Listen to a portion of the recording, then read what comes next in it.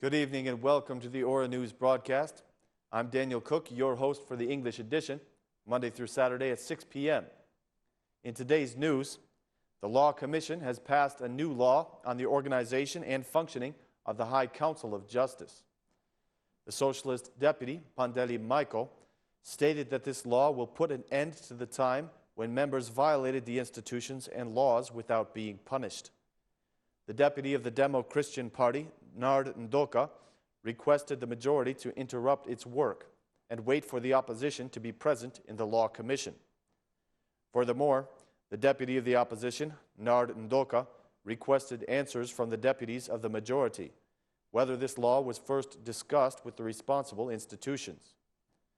The head of the Commission of Laws, Fatmir Jaffa, guaranteed that this law was first consulted with all those interested. On its part, the High Council of Justice stated that these actions of the majority violate the Constitution. According to the members of the High Council of Justice, these changes affect the independence of institutions.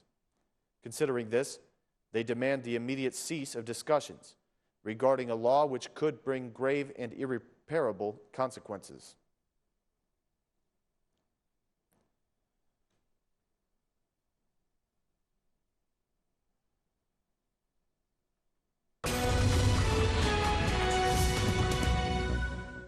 The Democratic Party is not happy with the recent package of laws that the majority is trying to approve.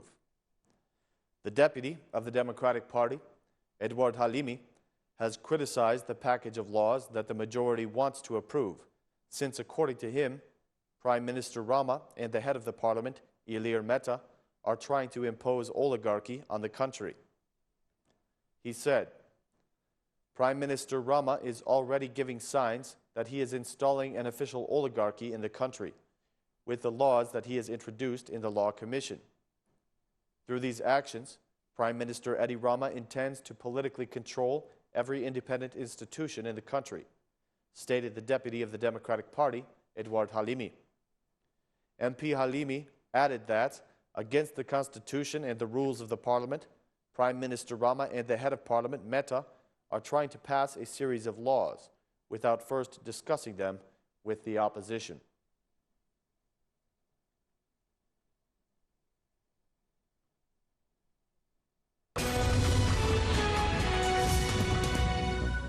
The President of Albania spoke up today in defense of his work after negative statements by the Prime Minister of Albania, Edi Rama.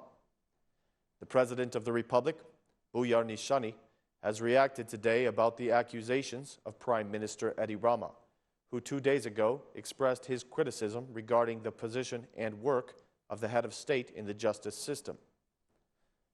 According to the President of the Republic, the independence of the institutions must be the foundation of the justice system, since anything else would violate the Constitution.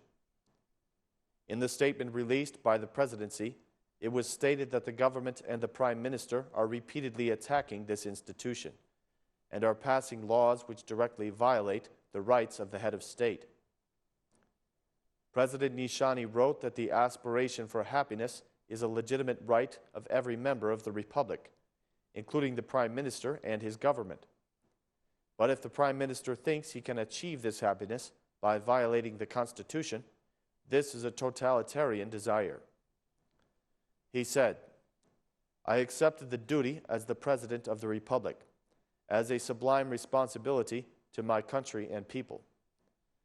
But I will always be guided by the laws of this country, not by the sadness, melancholy, or happiness of certain politicians.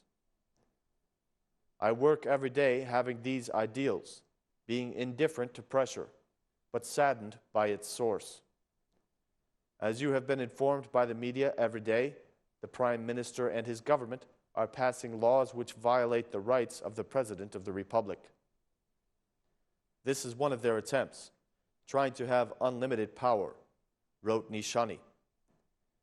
In the end of his declaration, President Nishani emphasized that apparently the government wants reforms in the justice system, but commanded by the Prime Minister.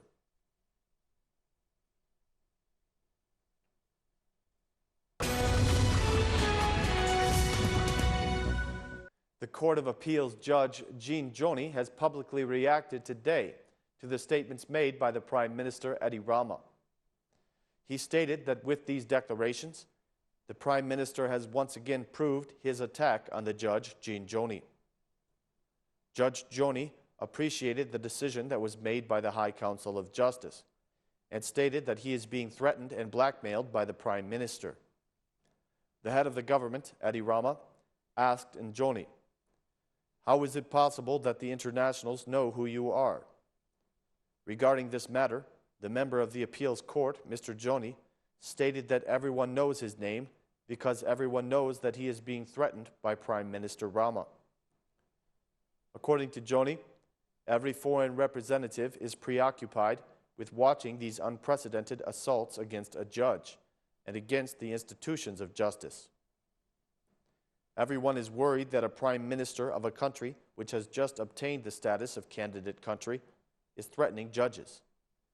Joni added that he will try to solve this matter using the path of justice, without interfering with the meeting of international representatives.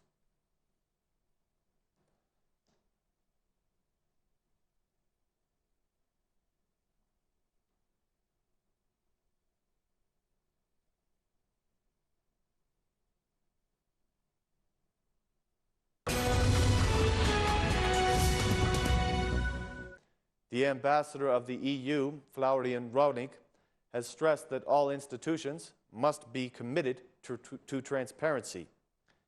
International representatives have appealed to the justice institutions to cooperate in order to fight corruption. During the instruction of the project for 2014 through 2017 regarding the fight against corruption, the ambassador of the Organization for Security and Cooperation in Europe, Florian Raunink, stated that the commitment of all institutions would bring better results in achieving transparency. Furthermore, Raunink stated that political will is a crucial element in the fight against corruption. On his part, the Minister of Local Affairs, Bledi Cucci, urged the civil society to react against the problems that affect the Albanian society. The experts who participated in the composition of this plan also emphasized that it is necessary to punish corruption and pass new laws which would improve the situation.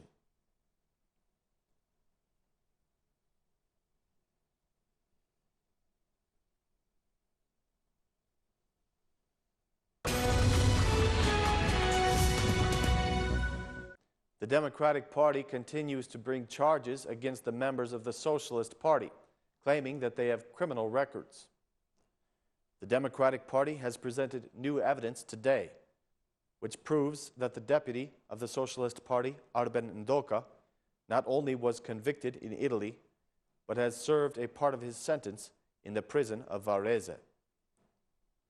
This new proof was presented today by the MP of the Democratic Party, Flamur Noka, who stated that the arrest of the Socialist MP in Italy was not a misunderstanding, since he has served a part of his sentence and was then transferred to Albania. We have here the request of Prime Minister Edi Rama, which he sent to the Tribunal of Rome, to lower the sentence from 7.5 years down to 3 years. This proves that the Socialist deputy has pleaded guilty for prostitution trafficking and kidnapping, stated the deputy of the Democratic Party, Flamur Noka.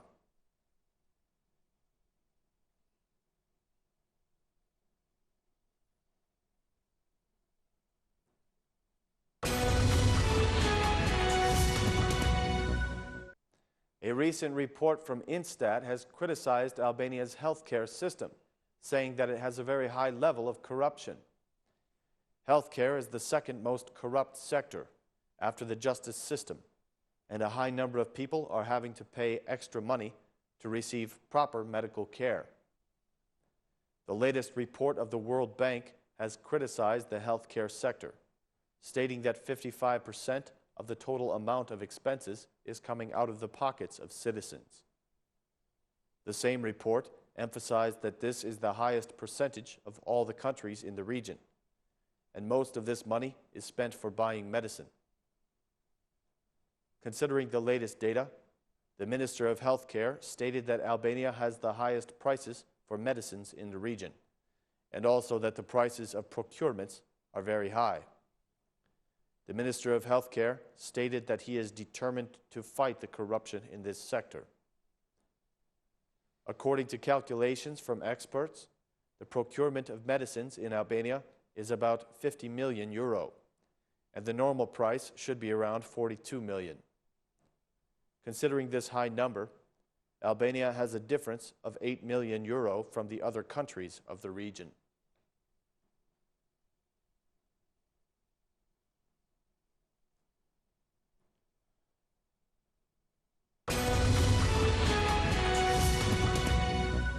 The Customs Administration of Albania is continuing to improve its performance, according to the head of Customs.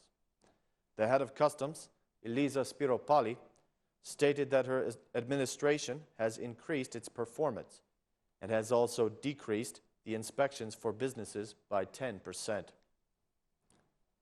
According to her, this has facilitated the procedures for a number of businesses. Furthermore, during the end of the project with the European Union, the Director of Customs, Elisa Spiropali, expressed appreciation for the achievements of this project. Spiropali also stated that during this period, the administration has confiscated and destroyed thousands of contraband items. Spiropali added that this project has improved the well-being of citizens and the work of customs. If we fight corruption, then it will be easier for us to increase the income in the state budget and improve the economic condition, she said. Through this project, the Albanian customs intend to draw closer to the standards of Europe. The head of customs, Elisa Spiropali, concluded by saying that such standards would improve the level of income and would help the government to serve its people better. According to him, this new evidence proves that Prime Minister Rama has given immunity to a person with severe criminal records.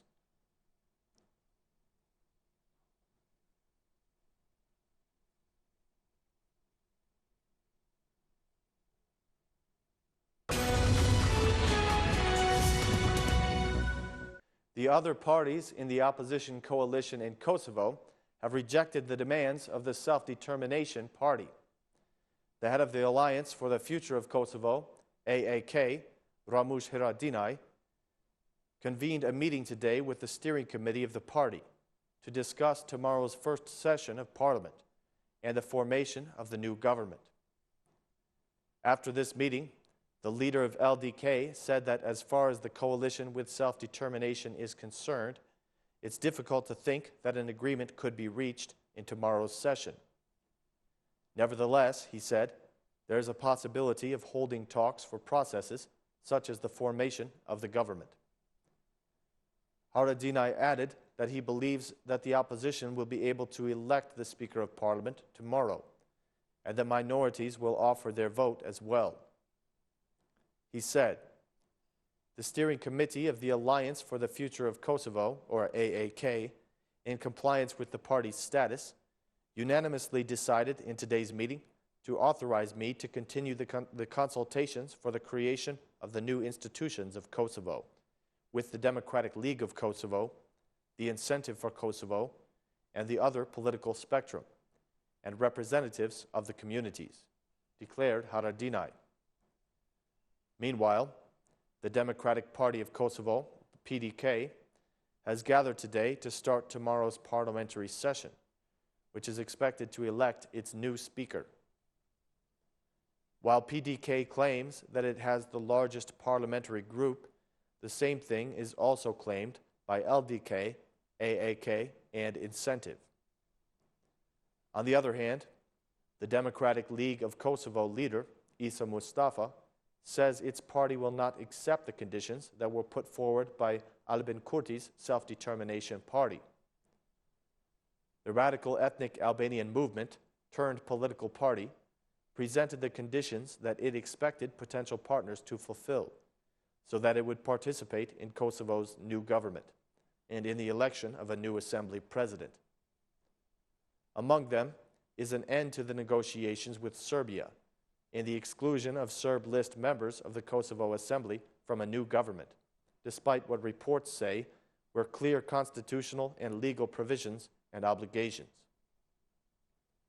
According to Pristina's Albanian language media report, representatives of the United States and Germany have come out against the participation of the Self-Determination Party in Kosovo's new government.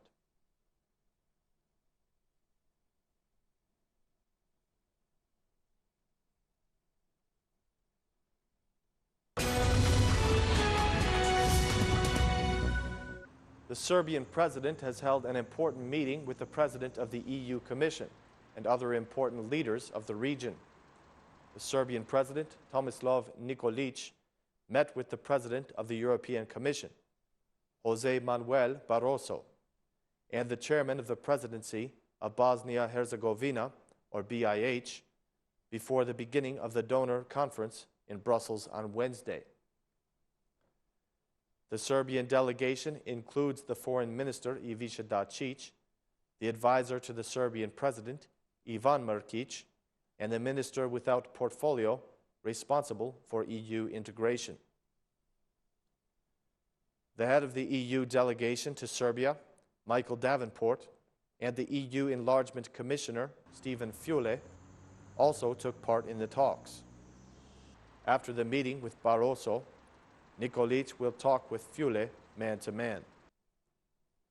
The donor conference for Serbia and BIH will begin in Brussels in the next hours, bringing together numerous officials and representatives of international institutions and organizations from Europe and the world, in an effort to raise funds for the repair of the damage caused by the severe floods in May.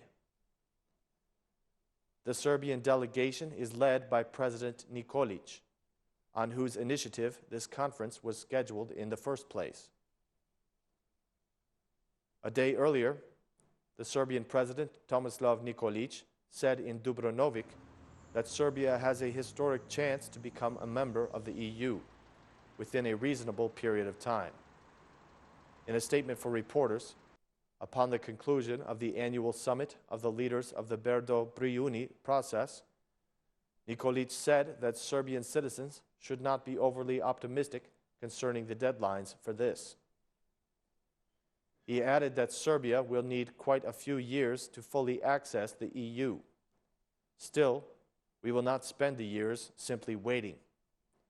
Instead, the country will be regulated according to the merits of every citizen and in keeping with the EU legislature, Nikolic said.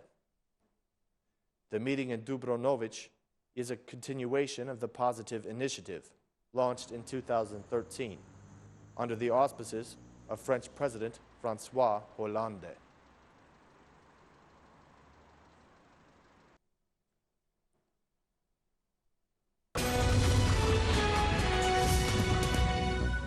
The leaders of the Balkan region would like to see more cooperation and more EU enlargement. The participants of a meeting of the leaders of the Brdo-Briuni process have concluded that they will support and strengthen the already improved regional cooperation and the cooperation between the region and the EU, which will help the EU enlargement.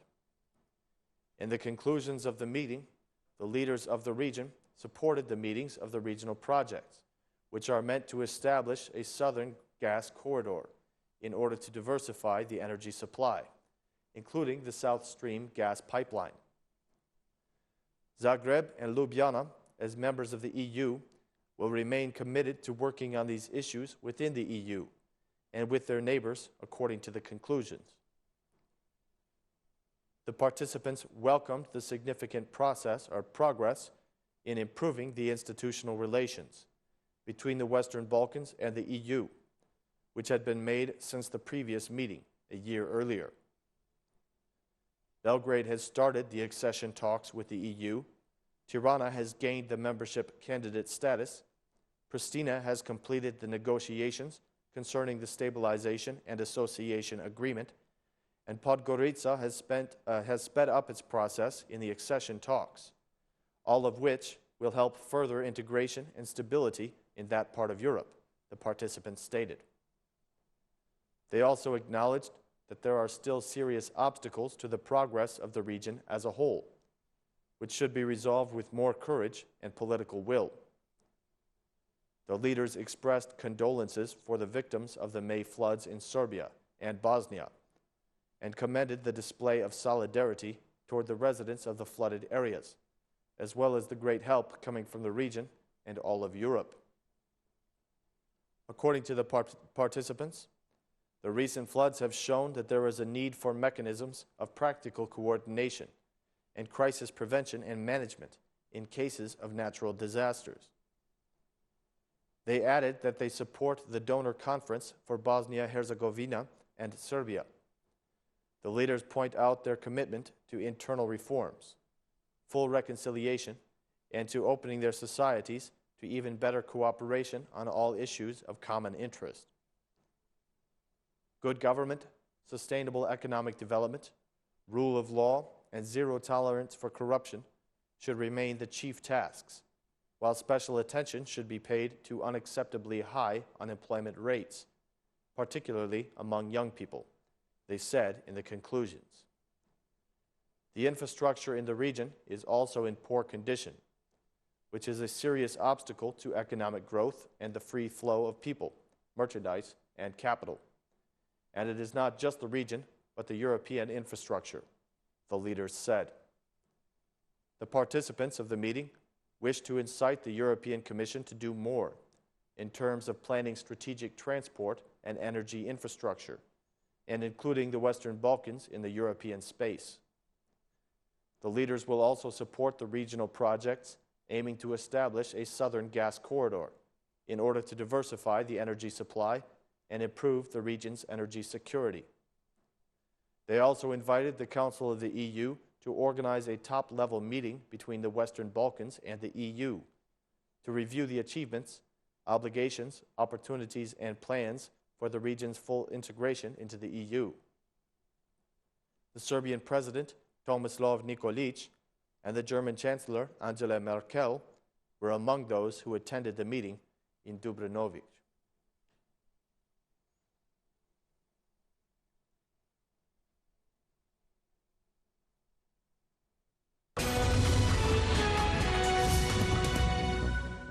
A new bill on flood damage repair has been presented to the Parliament of Serbia. It is an urgent bill which should be rushed through the Parliament, as it should pave the way for quick repair of the flood damage in 49 municipalities that suffered major losses. Thanks to this law, all procedures, starting from the public procurement procedure, will be sped up. However, they will remain transparent, the Minister of Transport, Construction, and Infrastructure said. She noted that all citizens whose houses were destroyed will get new ones by the autumn, and the infrastructure will be repaired by October 1st. Certain delays may be expected when tackling the landslides, she noted. The Belgrade-Bar Railway, which sustained major damage, will be repaired in August, the minister specified. She noted that the law envisages public work and public initiatives to repair the flood damage as quickly as possible, and stressed that the state should provide the accommodation and food for those who joined the efforts, and enable them to register this time in their unemployment record.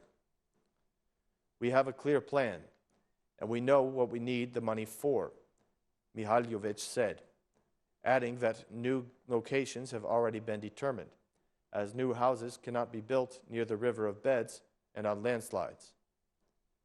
Responding to the MP's questions, Mihajlović warned that Serbia will have problems with energy security and will certainly import electricity. The energy sector was affected the worst by the floods, as just the damage caused to Kolubara mining base alone exceeds 100 million euro, she said. Mihajlović said that, after the bill is passed, the Serbian government will prepare a state program with clear criteria and measures for the flood damage repair process in all municipalities. On Wednesday, Serbian MPs are also considering the report on the floods that hit Serbia in May, which puts the total damage and losses at 1.5 billion euro. Next year's meeting place is yet to be established, Nikolic said, and noted that Serbia is not ready to host the gathering yet. The idea to stage gatherings of this kind is positive, as it contributes to the creation of an atmosphere of cooperation among the countries in the region, in which those that are already EU members strive to help other countries on their EU paths, he said. Nikolic reiterated that Serbia is committed to the EU accession process, but at the same time, Serbia cannot leave behind the friendships and other interests of the country. The Serbian president noted that the EU is conducting negotiations with the Pristina administration and that Serbia will never recognize Kosovo's independence.